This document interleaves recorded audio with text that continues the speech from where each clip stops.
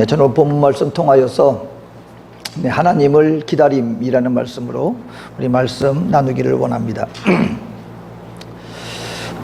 여러분, 우리가 성경 말씀은 저는 이렇게 성경을 보고 또 우리가 생활 속에서 이렇게 신앙생활을 해나갈수록 느끼는 것이 성경 말씀은 정말 진리의 말씀이다. 여러분, 성경은 우리 인생들에게 듣기 좋은 어떤 이상적인 교리를 증거하는 말씀이 아니라 우리의 삶의 현상 속에서 우리 사람을 지으신 하나님이 우리의 지금 현재의 삶 가운데 가장 필요한 말씀, 우리의 삶 속에서 우리가 인생이 어떤 것인가를 알고 삶의 현장 속에 이루어지는 그 삶의 현실 속에서 우리가 어떻게 살아가야 할 것인가를 거짓 없이 우리에게 들려주고 우리를 인도해주는 참 진리의 말씀이다라는 것을 깨달아 봅니다. 오늘 시편 말씀을 통하여서 보면은요, 하나님을 열심히 섬기는 믿음의 백성들도 얼마든지 낙심할 수 있다. 삶의 어떤 우리 현실 속에서 다가오는 그 여러 가지 일들을 통하여서 우리 믿는 하나님의 백성들은 마음이 어떤 순간에도 절대로 무너지지 않고 무슨 일을 만나든지 항상 우리가 승리하며 나가는 하나님의 굳건한 흔들림 없는 그런 사람으로만 살아가는 것이 아니라 때로는 하나님을 열심히 섬기는 하나님의 백성임에도 불구하고 그 어떤 하나님 앞에 흠이나 잘못이 없었음에도 불구하고 그 어떤 감당할 수 없는 삶의 현실이 다가올 수 있고 그 환경 가운데 얼마든지 낙심하고 눈물 흘릴 수 있는 그런 연약한 존재가 우리들이다라는 것을 거짓 없이 보여주고 있는 것입니다. 오늘 성경 말씀에 보면은요, 오늘 하나님을 열심히 섬겼던 한 하나님의 믿음으로 살아갔던 한 성도의 마음의 고난의 모습이 그대로 우리에게 전달되고 있는 것을 보게 됩니다. 오늘 보면은요, 이 하나님을 보니까는 열심히 섬겼던 믿음의 백성이었어요. 하나님을 멀리 떠나 하나님과 상관없는 삶을 살았던 사람이 아니라 하나님을 누구보다도 열심히 섬겼었고, 그리고 하나님을 알지 못하는 자들을 하나님께로 인도하는 사람이었고, 그리고 그로 말미암아 마음속에 기쁨과 감사가 넘쳐나는 삶을 살았던 한 믿음의 성도입니다. 그런데 그 어떤 이유에서인지 그가 누렸던 그 모든 삶의 기쁨과 하나님이 항상 자기와 함께할 것 같은 주님 앞에 늘 동행하였던 것 같은 그런 믿음의 모습은 온데간데 없이 사라지고 목마른 사슴이 시냇물을 찾기에 갈급함같이 내가 주를 찾기에 갈급하나이다 라고 말씀하면서 내가 어느 순간인가 다른 사람들을 주님 전으로 인도하였고 주님 앞에 기뻐하였었는데 그때를 생각하면 오히려 지금 현재 나의 모습을 바라보니 내 마음이 그때를 생각할 때마다 오히려 내 마음이 상하는도다.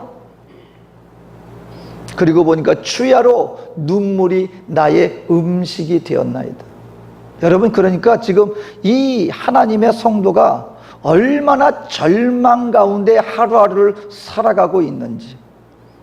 여러분, 눈물이 음식이 되었대요.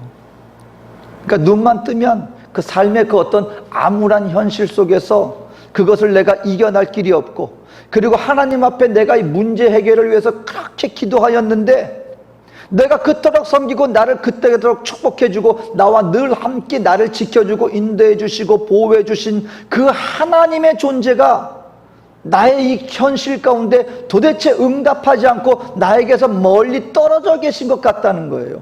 그러니까 목마른 심령이 갈급한 심령으로 물을 찾는 것 같이 내가 주를 찾는데 시냇물이 나오지 않는다는 거예요. 주님의 은혜가 나에게 누려지지 않는다는 거예요. 주님이 나와 함께하지 않는 것처럼 느껴진다는 거예요. 그러니까 어떻게 돼요? 날마다 생각하면 눈물이 나의 음식이 된 것과 같은 그런 암울한 상황 속에서 오늘 이 시편 42편을 기록하고 있는 것입니다.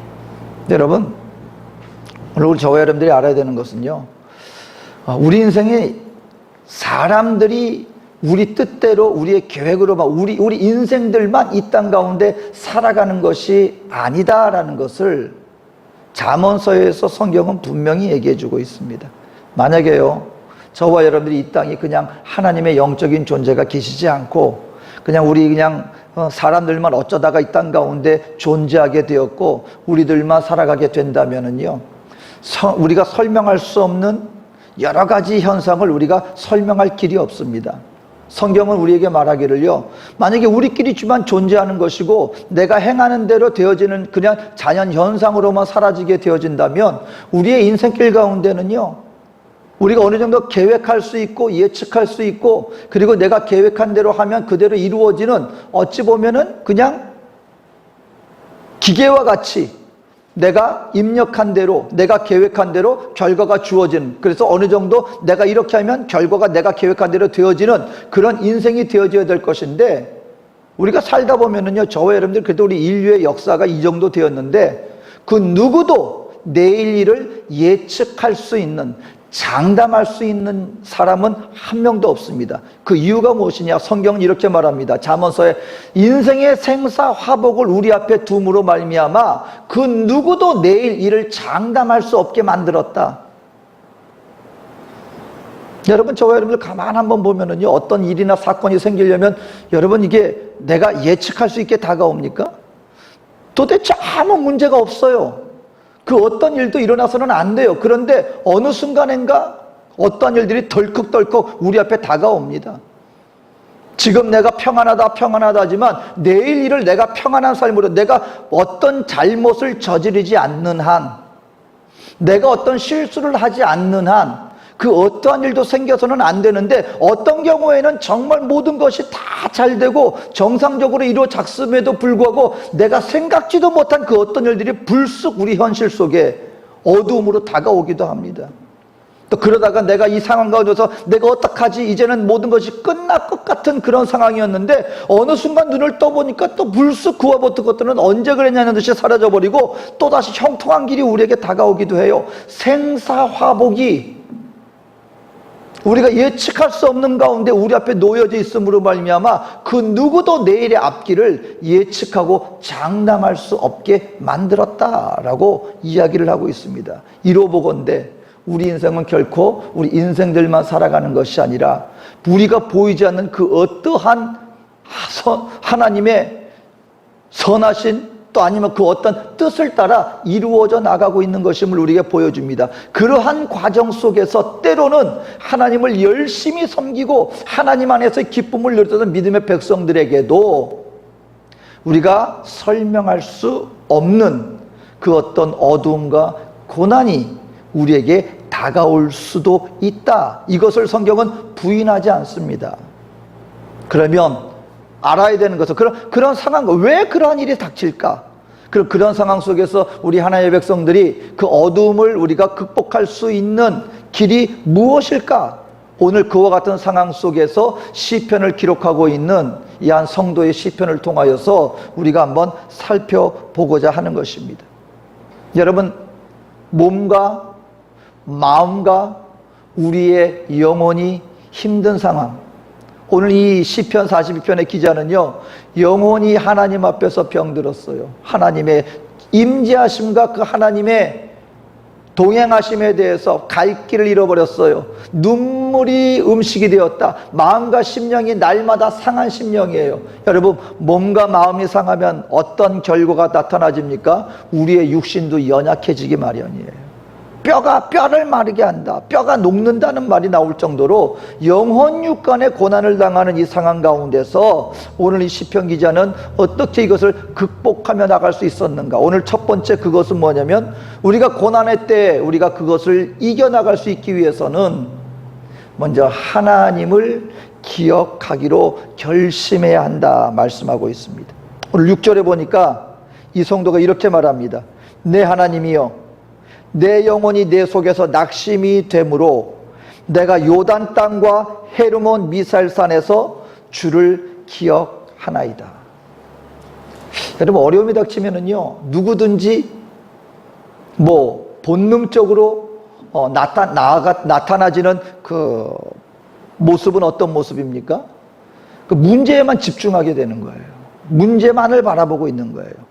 현실 속에서 이걸 내가 지금 이 어려움이, 그것이 뭐 육신의 문제든지 아니면 질병의 문제든지 건강의 문제든지 아니면 사업이든 문제든지 관계의 문제든지, 그것이 어떠한 모습으로 다가오는지 모르겠지만 우리가 그 어떤 일을 당했을 때 우리의 모든 시선과 마음은 어디를 향하게 돼 있어요? 그 문제만을 바라보고 있다는 것입니다. 그 문제만을 바라보고 나를 바라보니까 내가 도대체 이 상황 속에서 내가 뭘 해보겠죠. 여러 가지 방법도 찾아보겠죠. 그런데도 불구하고 그 문제가 해결되지 않고 내가 감당할 수 없다 생각했을 때 마음과 심령이 완전히 녹아드는 그런 것을 경험하게 되는 것입니다. 그럴 때 믿는 하나님의 백성들은 이러한 상황 가운데서, 아니 하나님, 이 문제를 왜 당장 해결해 주지 않으십니까? 당장에 하나님 앞에서 이 문제가 해결되지 않으니까 그것이 하나님이 지금 나와 함께하지 않는가 보다, 아니면 하나님의 존재 자체에 대한 의심으로 말미암아 더 힘이 되는 거예요. 또 더 나아가서는 죄책감마저 갖습니다. 아니 하나님이 왜 나를 이런 상황으로 몰아넣으셨지? 내가 하나님 앞에 뭐 잘못한 게 있나? 하나님이 나를 버리셨는가? 근데 여러분, 이럴 때 오늘 이 시편 기자는 말하고 있는 것입니다. 내가 하나님을 기억하나이다. 여러분, 우리가 어떤 어려움의 문제가 닥쳤을 때요, 저와 여러분들이 그 상황 속에서 물론 어려움으로 말미암아 고난과 고통과 아픔이 있는 것은 사실이지만, 그러할 때 우리 믿는 하나님의 백성들이 기억해야 될 것은 그 순간 가운데도 나를 지금까지 하나님이 나를 어떻게 인도하여 주셨는가를 우리가 기억할 수만 있다면 우리는 끊임없는 절망의 늪에 빠지지 않을 수 있다는 것을 알아야 한다는 것입니다. 여러분, 2차 세계대전 당시에 우리가 보면은 유대인들이 말할 수 없는 어마어마한 고난입니다. 여러분, 그 포로 수용소에서 자행되었던 이야기들은 들려오는 그 이야기들만 우리가 들어볼 때 정말 사람이 어떻게 사람에게 그럴 수 있을까? 여러분, 사람을 가지고, 그 유대인들을 가지고 생체 실험을 했다는 거 아닙니까? 어마어마한 고난이었습니다.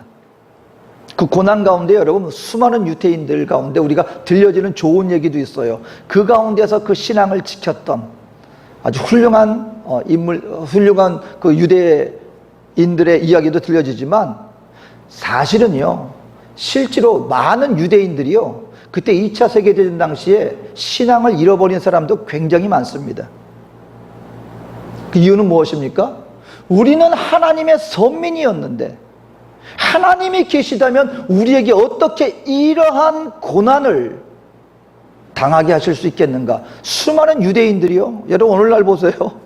오늘날 우리가 또 대표적으로 우리에게 알려져 있는 인물들이 유대인이 많습니다. 근데 그들이 주장하는 것들이 반기독교요, 반신앙인 것들이 굉장히 많습니다. 왜냐하면 그들이 신앙을 잃어버린 사람도 많은 거예요. 왜? 고난 속에서 하나님이 살아계시다면 어떻게 이럴 수가 있겠는가? 근데 여러분, 그 가운데 신앙으로 이겨난 한 사람의 이야기가 있습니다. 어린아이가 유대의 포로 수용소에서 음식을 훔친 거예요. 너무너무 배가 고프니까 음식을 훔쳤습니다. 근데 독일군들이 가만 내버려 두지 않겠죠. 유대인들 포로 모두 운동장에 집합시키고 너무 배가 고파서 빵 한 조각 훔친 그 소년을 교수형을 처하는 거예요. 근데 그때 그걸 바라보면서 이 유대인이 소리를 지르는 것입니다. 하나님, 지금 우리 이 동족 어린 소년 하나가 음식 하나 훔쳤다고 지금 이런 목숨을 앗아가는 이러한 상황 가운데 있는데 당신 도대체 어디 계십니까? 당신 어디 계십니까? 근데요, 그때 그 어떤 성령의 감동하심을 통해서 어떤 목소리가 들리더라는 것입니다.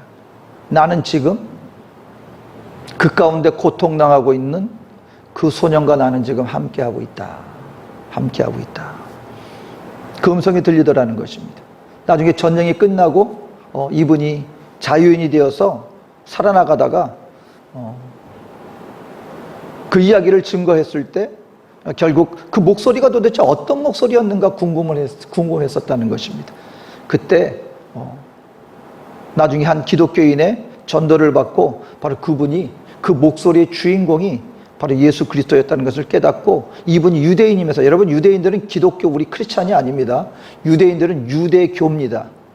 유대교예요. 유대교는 예수님을 하나님의 아들로 인정하지 않죠. 그래서 유대교는 그래서 이단이다 그러는 것입니다. 왜냐하면 예수님을 하나님의 아들로 인정하지 않기 때문에, 오직 구약 성경의 율법만을 하기 때문에. 그러니까 우리가 좀 혼동하는 경우가 있어요. 유대교하고 오늘 우리 그리스도인하고 우리가 혼동하는 게 뭐냐면, 우리 기독교가 유대교에서 파생된 거 아니야, 뭐 그런. 왜냐면 똑같은 구약을 가지고 있으니까.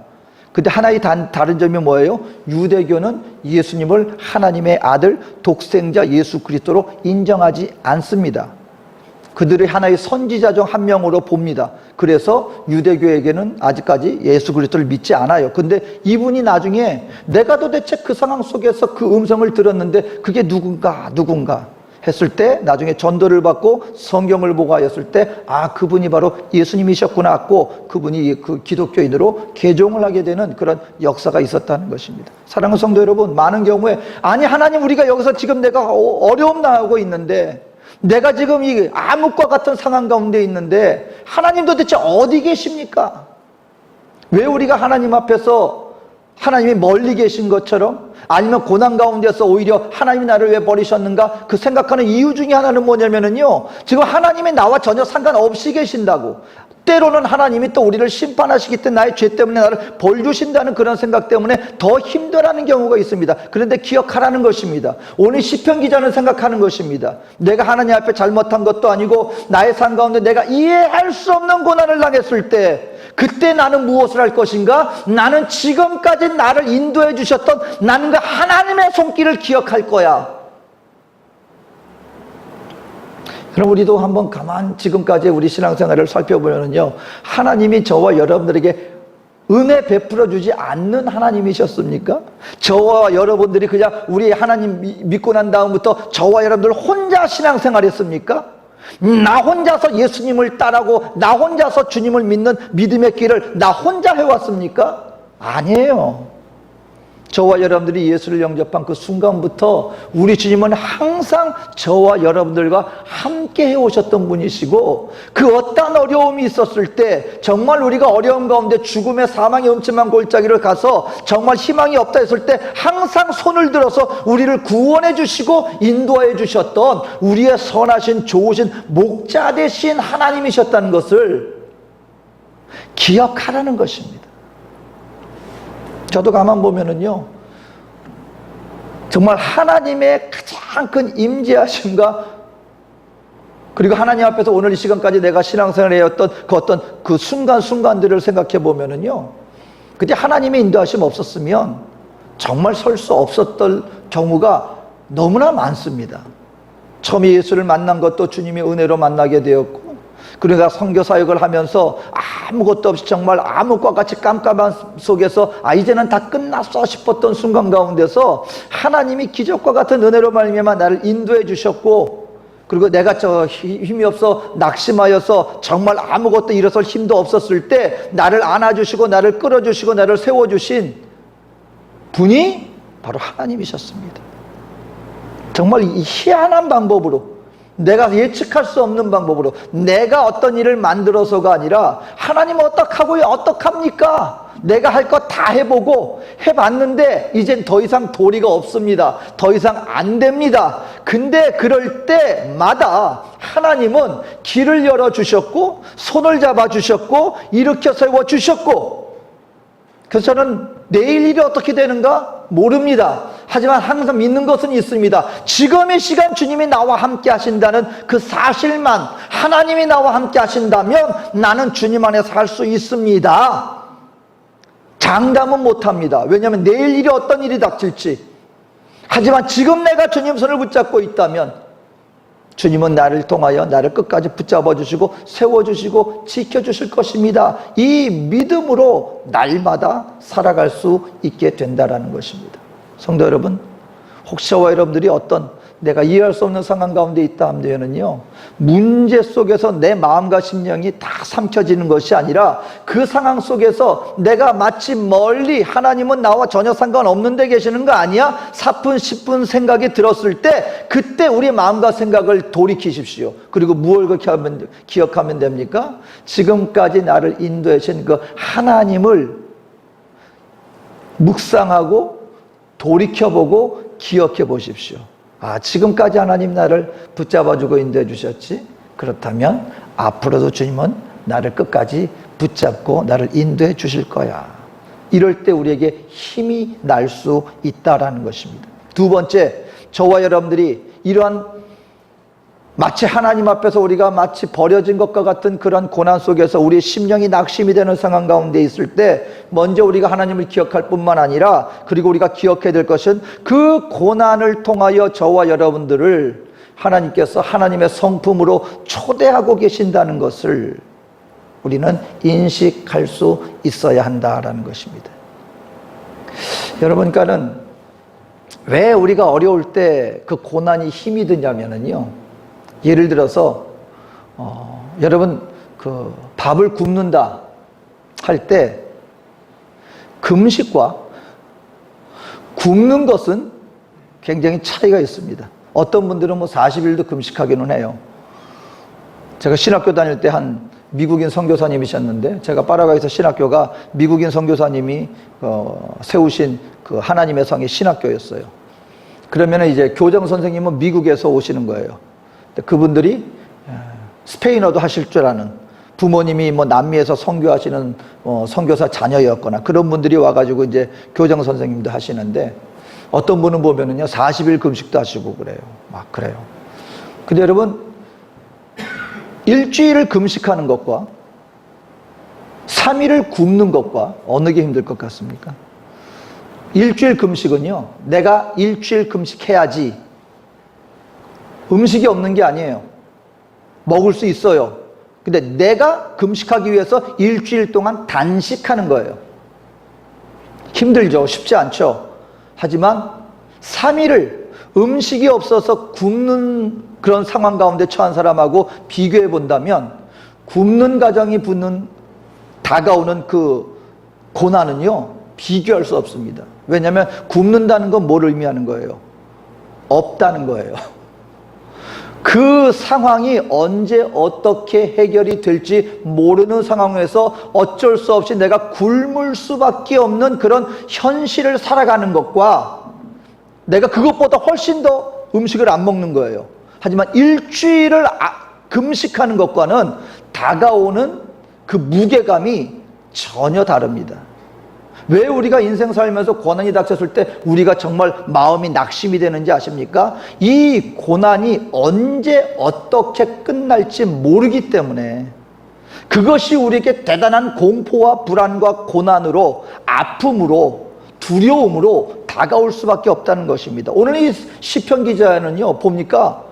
도대체 이 고난이 어떻게 언제 끝날지, 그리고 내가 하나님 앞에 기도를 하는데 하나님이 도대체 응답하시는 것 같지가 않아요. 근데 그 시간이 조금씩 길어지고 지체될 때 내일이 어떻게 될지 알지 모르는 그런 암울한 상황, 여러분 힘들죠.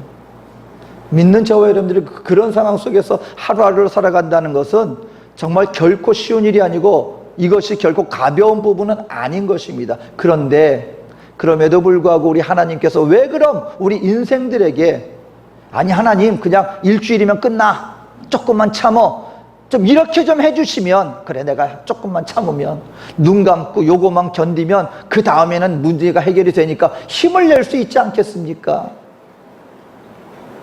근데 여러분, 우리가 알아야 되는 게요, 저와 여러분들 알아야 돼요. 우리 인생은요, 예를 들어서 어떤 일이 있을 때 요거 지나면 괜찮아 하잖아요. 그러면 우리 마음을 다해서 그 시간을 보내지 않습니다. 뭐만 바라보느냐? 아, 요거만 내가 어떻게 하든지, 내가 무슨 뭐 어떤 상황이든지 간에 내가 요거만 버티면 그 다음엔 다 끝나니까 괜찮아. 그 속에는요, 마음과 심령에서부터 그 어떤 변화라는 것은 기대할 수 없습니다. 그냥 그때 순간적인 문제 해결만 지나면 돼. 이것이 바로 우리 인생들의 그 어떤 본성이라는 것을 우리는 알아야 한다는 것입니다. 여러분, 그래서 오늘날 우리 이 시대는 다시 오실 예수님을 기다리는 시대를 우리가 살아가고 있습니다. 근데 문제가 되는 게 뭐예요? 예수님 언제 오신다? 막 그래가지고서는 막 날짜를 얘기합니다. 그래가지고 한때 왜 1993년도? 뭐 그때 해가지고 다미성교회라고 해가지고요. 아주 막 우리 대한민국 가운데서 수많은 기독교, 여러분 열심히 있는 사람들이 거기 다 빠졌어요. 뭐냐면 계산을 한 거예요. 우리 예수님이 언제 오실까? 성경을 갖다가 뭐 구약 7,000년을 완전한 년으로 해가지고 1000년은 1000년 왕국하니까 6000년대다. 그리고 우리가 태초부터 해가지고선 예수님 모시고 난 다음에 2000년 되는데 3년 동안은 7년 환란 기간, 그러니까는 1993년도 이때 예수님 오셔. 그래가지고 뭐 했어요? 주님 영접할 준비해야 된다고. 있는 사람들 없는 사람들 직장 다 때려치우고요. 그 날마다 교회 와서 그냥 철야하고 밖에 나가서 예수님 곧 오십니다. 겉모양으로 보면 얼마나 뜨거운 열심이 있는 사람입니까? 온갖 다 버리고 주님을 영접할 준비. 근데 오셨습니까? 안 오셨어요. 안 오셨어요. 93년도에 수많은 사람들이 그거로 말미암아 피해를 입었습니다. 근데 그 다음에 또 뭐라 그래요? 인류 역사 계산하는데 시간이 좀 잘못됐다. 그래가지고 또 다른 얘기하고 지금 지나가지고 여지까지 안 오셨어요. 만약에 저와 여러분들이요, 만약에 그때 예수님이 앞으로 10년 뒤에 오십니다. 그러면은 여러분 10년 뒤에 저와 여러분들이 매일을 정말 주님 앞에 나와서 우리 마음이 주님 앞에 나와 그 주님을 영접할 때를 기다리면서 매일을 주님의 말씀대로 살아갈 것 같죠? 아니요. 마음대로 살다가 내가 한 1년 전쯤 해가지고 그때부터 내가 준비하면 되지. 우리 심리가 그래요. 근데 문제는 뭐냐? 1년 전쯤 저와 여러분들이 마음을 다해서 하나님을 열심히 섬기는 사람으로 빚어지면 모르겠는데 겉모습은 바뀔 수 있어요. 근데 여러분 평생 동안 내 마음대로 살다가 1년 전에 내가 내 마음 돌이키고 싶다고 해서 우리 마음이 돌이켜집니까? 우리 마음이 그렇게 안 된다는 거예요. 그러니까 하나님이 그걸 아시고 때와 기한은 아무도 모르고 오직 아버지만 아시나니, 이게 왜 그런지 아십니까? 기왕이면 언제 오신다는 거 알면 우리가 더 준비를 잘할 것 같은데요. 그러면 하나님은 아시는 거예요. 그럼 너희 준비 못해. 방탕하다가 우리 마음 하나님 중심대로 살지 못하고 우리 뜻대로 살다가 너희들 다 멸망당하고 말아. 그래서 모르게 우리에게 아무것도 알려주지 않으신 거예요. 그러면은 언제 오실까? 모르는 거예요. 언제 오실 수 있는 거예요? 지금 당장 오실 수도 있는 거예요. 그렇기 때문에 깨어있는 사람들은 지금 언제 주님 오신다 할지라도 등불 준비한, 기름 준비한 다섯 처녀처럼 살아야지 하고 그나마 우리가 긴장을 가지고 살아갈 수 있게 되는 거예요. 고난도 마찬가지입니다. 왜 하나님이 저와 여러분들에게 고난을 허락하시느냐? 그걸 통해서 우리 인생들이 여러분 하나님의 성품으로 변화받기를 원하시는 거예요. 무슨 말이냐면 저와 여러분들이 모든 것이 다 평안하면은요, 여러분 어쩔 수 없이 이 고백을 드릴 수밖에 없어요. 우리 마음은 절대로 마음 깊숙이 주님 향하지 않습니다. 그리고 내 뜻과 내 생각과 나의 아집이 하나님 앞에 온전히 하나님의 사람으로 빚어지지 않아요. 현실의 모든 것이 다 내 뜻대로 되어지고 현실에 하나도 아쉬움도 없고 내 마음대로 내가 할 수 있을 것 같으면 하나님 안 모십니다. 내 뜻대로 내 마음대로 계획하며 살아가는 나 중심적인 삶을 살아갈 수밖에 없어요. 근데 하나님이 우리의 모든 것을 다 놓게 만드는 거예요. 하나님의 사람으로 빚어지기를 원하시는 것입니다. 그 방법은 무엇밖에 없다? 때로는 고난을 통하여서 우리가 빚어질 수밖에 없다. 이걸 이해하게 되어지면 저와 여러분들은 그 순간 가운데 낭망으로, 고난으로, 왜 현실 속에서 왜 당장 내가 평안할 수 없을까, 여기에 우리 마음 뺏기는 것이 아니라 이 모든 것을 지금 나와 함께 하시고 나를 빚으시는 그 하나님께로 향할 수만 있다면, 하나님은 그 모든 과정을 통하여 저와 여러분들을 하나님의 형상으로 빚으시는 역사를 이루어 나가고 계신다는 것을 안다면 우리는 그 고난 가운데서도 자유할 수 있게 되어진다. 예를 들어서 여러분, 만약에 하나님이 구약의 요셉을 통하여서 이스라엘을 구원하려고 계획을 세우셨어요. 그 방법이 뭐였습니까? 요셉이 그때 당시 최고의 애굽이라고 하는 나라의 국무총리가 되는 거예요. 총리가. 그때 당시 여러분 왕과 비길 정도로, 그러니까 계급에서만 차이지 실질적으로 모든 권한과 행사에 있어서는 바로 왕과 거의 동급, 아니 그 이상으로 나라를 다스리는 어마어마한 자리에 요셉을 앉히는 것이 하나님의 계획이었습니다. 근데 그 과정이 어땠습니까? 요셉이 성경에 보면은요, 그 어떤 순간도 하나님 앞에 허투루 행동한 적이 없어요. 어려서부터, 그리고 형들한테 배반당해서 노예로 팔려가고 나중에 감옥에 죄수로 갇히는 그 모든 순간 속에 요셉이 한 번이라도 하나님 앞에 죄를 짓는 모습을 보이지 않습니다. 근데 왜 그런 어마어마한 고난을, 여러분 오늘날 우리가 어디 가서 재벌이었다가 하루아침에 그냥 모든 걸 다 잃어버리고 어디 가서 그냥 아르바이트생 된 그것과는 비교할 수 없는 거예요. 노예가 되고 말았습니다. 한 사람으로 취급받지 않고 재산으로, 도구로 취급받는, 아버지의 사랑받는 아들에서 하루아침에 짐승과 같은 노예가 돼버리고 말았어요. 아니 하나님 어떻게 그럴 수가 있습니까? 노예에서 그것도 끝이는 것이 아니라 그것보다 더 내려갈 게 뭐가 있겠습니까 했는데 나중엔 죄수까지 돼버리고 말았습니다. 어떻게 그럴 수가 있겠습니까? 근데 여러분, 요셉이 그 상황 가운데서 만약에 환경을 부인하고 그리고 그 자기와 함께한 사람들에 대해서 분노를 일으키고 하나님 앞에 온전히 빚어지지 않았다면, 나중에 애굽 총리가 됐을 때 저는 참 의문스러웠어요. 저 같았으면 애굽 어마어마한 나라의 총실권자가 됐습니다. 잡자마자 누구를 향해 갔을까요? 피바람 일지 않겠습니까? 보디발 이리 와. 내가 충성을 했더니 나를 죄수로 만들어? 보디발 목 내르고. 누굴 향해 갔겠어요? 군대 이끌고 형제라고 할 수 있겠습니까? 당장 아마 쳐들어갔을 거예요. 그런데 요셉은 희한한 행동을 합니다. 아버지가 보고 싶지 않았을까요? 근데 안 찾아가요. 저는 이걸 이렇게 해석합니다. 아버지의 뜻을, 하나님의 뜻과 섭리를 기다릴 수 있는 사람으로 그 모든 정금같이 불의 시험을 통과하면서 요셉의 마음은 이제 요셉 자신의 마음이 아니라 아버지의 마음을 깨닫는 자가 되었고, 하나님의 섭리를 깨닫는 자가 되었고, 내 뜻대로 일을 이루어 나가는 자가 아니라 하나님의 뜻이 이 땅 가운데 이루어지도록 자기의 삶을 하나님의 손길에 맡길 수 있는 사람이 되었어요. 자기 뜻, 마음으로는 당장 아버지 찾아가고 자기의 실력을 행사할 수 있었지만 그 모든 것을 다 절제합니다. 그 때를 기다려요. 그리고 하나님의 때가 되었을 때, 그 때가 언제입니까? 이 땅 가운데 어마어마한 흉년이 들고 형들이 자기를 찾아오고, 그리고 자기의 어렸을 때 보여줬던 계시죠, 꿈, 그 해와 달과 별들이 자기에게 무릎을 꿇는 그 모습이 성취가 되어지는 것입니다.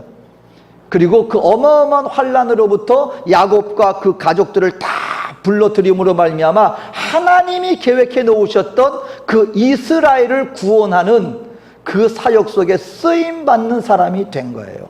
어떻게 그렇게 될 수 있었을까요? 인생의 환난 속에서 요셉은 하나님을 온전히 붙잡고 날마다 주님과의 동행을 통하여 아버지의 깊은 마음이라도 깨닫는 자가 되어지고 그로 말미암아 하나님의 형상으로 빚어지는 하나님의 사람이 되었기 때문에 총리라고 하는 그 자리가 사람들을 해하는 자리가 되는 것이 아니라 사람들을 구원하는 자리로서 하나님의 사람으로 쓰임받을 수 있게 되었다. 저와 여러분들이 하나님이며 만약에 우리 한 사람 한 사람만 놓고 본다면 굳이 그렇게까지 하실 일은 필요는 없겠지요. 하지만 하나님은 저와 여러분들 한 사람 한 사람을 향하여 무엇을 두고 계시는 거예요? 하나님의 나라를 염두에 두고 계시는 거예요. 그러기 위해서는 뭐가 필요하다? 우리 한 사람 한 사람이 나야 스스로 서서는 안 되는 거예요. 내 안에 예수의 형상이 새겨진 하나님의 사람으로 빚어져야만 하는 것입니다. 그 모든 것들을 언제 깨달을 수 있을까요? 여러분, 저와 여러분들이 가장 암흑과 같은 시간 속에 하나님, 이제 내 뜻과 내 힘과 나의 계획으로 안 되는 거 이제 알겠습니다. 하지만 그럼에도 불구하고 내가 하나님을 모셔드리고 주님을 믿는 믿음으로 주님 앞에 나오니 아버지여 나를 있는 그대로 받아주시옵소서. 그럴 때 저와 여러분들에게 주님이 나의 심령 중심의 보좌에 앉으시고 저와 여러분들은 하나님의 뜻 가운데 행하는 자가 되어줄 수 있다는 것입니다. 무엇을 통하여? 외적으로 볼 때는 아프죠. 고난이죠. 어둠이죠.